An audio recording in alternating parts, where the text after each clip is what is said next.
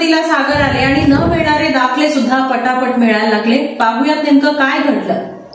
10वी निकाल लागल्यानंतर मुलांच्या पुढील प्रवेशासाठी उत्पन्न, रहिवास, जात तसेच नॉन क्रिमिलेअर अशा विविध दाखल्यांची आवश्यकता असते। त्यामुळे पालकांची तारांबळ उडते, प्रशासनावरही कामाचा लोड वाढतो। अशातच दुष्काळात 13वा या महिनीप्रमाणे सोलापुरात बहुतांश संपूर्ण महाराष्ट्रात असा प्रकार घडला की दाखले मिळण्यास मोठी अडचण निर्माण झाली। शासनाने दाखल्यांच्या डिजिटल सहीसाठी प्रांताधिकाऱ्यांना जो अंगठा लावण्याची मशीन दिली, त्या मशीनची कंपनी अचानक बदलली। त्यामुळे सुमारे शहरातील 1,500 ते 2,000 दाखले प्रलंबित राहिले। एका वेळी किमान 500 दाखले व्हायचे, आता ते प्रत्येक एका दाखल्यासाठी संबंधित अधिकाऱ्यांची डिजिटल सही घ्यायची पद्धत सुरू आहे। त्यामुळे तहसीलदार कार्यालय आणि प्रांताधिकारी कार्यालयातील कर्मचाऱ्यांवर मोठा ताण पडला।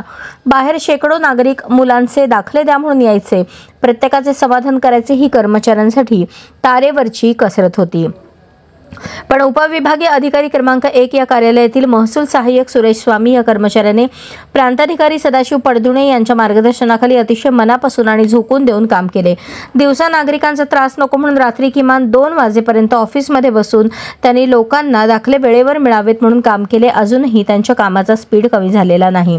तर उत्तर तहसील कार्यालयातील ऑपरेटर कर्मचारी सागर याने सुद्धा तहसीलदार निलेश पाटील, नायब तहसीलदार चंद्रकांत हेडगिरे, महसूल सहाय्यक कोळी यांच्या मार्गदर्शनाखाली चांगले काम करत दाखले वितरित केले असल्याचे पाहायला मिळाले। जोपर्यंत तहसीलमधून अर्ज व्हेरिफिकेशन करून पुढे जात नाही तोपर्यंत काही करता येत नाही। या दोघांच्या जलद कामामुळे नागरिकांना वेळेवर सर्वच दाखले मिळत आहेत, हे कौतुकास्पद म्हणावे लागेल।